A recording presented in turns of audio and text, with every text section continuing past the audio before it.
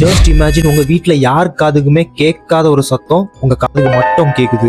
எப்படி இருக்கும்? 30 Days 30 Mysteries டே 29 இன்னைக்கு. ஸோ இந்த மாதிரி இன்ட்ரெஸ்டிங்கான கண்டென்ட் ஸ்கிப்பாகவே என் பேஜை ஃபாலோ பண்ணிக்கோங்க. 1990s ஸ்டார்டிங்கில் நியூ மெக்சிகோட டயோஸ்ன்ற ஒரு டவுனில் அந்த ஊரில் வாழ்கிற மக்கள் வந்து அவங்களுக்கு ஒரு ஹம்மிங் சவுண்டு கேட்குதுன்னு ரிப்போர்ட் பண்ணுறாங்க. இந்த சவுண்டை பற்றி ரிசர்ச் பண்ண வந்து ரிசர்ச்சர்ஸ் ஷாக் ஆகி நிற்கிறாங்க.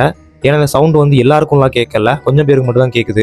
ஃபார் எக்ஸாம்பிளுக்கு வந்து ஒரு வீட்டில் 3 பேர் இருக்காங்கன்னா அதில் ஒரே ஒரு ஆளுக்கு மட்டும் தான் சவுண்டு கேட்குது. அண்ட் இன்னொரு விஷயத்தை கேட்டு ரிசர்ச்சர்ஸ்க்கே பயம் வந்துட்டு, ஏன்னா அந்த சவுண்டை பற்றி ரிப்போர்ட் பண்ண பாதி பேர் இந்த சவுண்ட் அவங்க வீட்டுக்குள்ளே இருந்தே வருதுன்னு சொல்லியிருக்காங்க. ஃபார் மோர் தென் 35 இயர்ஸாக ரிசர்ச்சர்ஸ் இந்த ஹம்மிங் சவுண்டை பற்றி ரிசர்ச் பண்ணிட்டு தான் இருக்காங்க. லைக் சுற்றி இருக்கிற ஃபேக்ட்ரிஸை, பவர் லைனை, அண்டர் கிரவுண்ட் வைப்ரேஷனை, ஈவன் அந்த சவுண்டு கேட்குதுன்னு சொல்கிறவங்களுக்கு காதை கூட சயின்டிஸ்ட் குறைஞ்சி பார்த்துட்டாங்க. பட் இந்த ஹம்மிங் சவுண்ட் எங்கேருந்து வருது, எதனால குறிப்பிட்ட ஆட்களுக்கு மட்டும்தான் கேட்குதுங்கிறத அவங்கள கண்டே பிடிக்க முடியல. என்னால் முடிஞ்சா அந்த ஹம்மிங் சவுண்டை வந்து இந்த வீடியோவோட அட்டாச் பண்ணுறேன், பார்த்துக்கோங்க.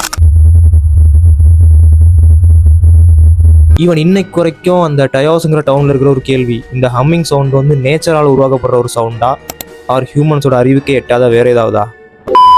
இந்த வீடியோவில் வந்து புதுசாக லேர்ன் பண்ணியிருந்தீங்கன்னா அந்த ஃபாலோ பட்டன் மட்டும் தட்டி விட்டு போயிருங்க.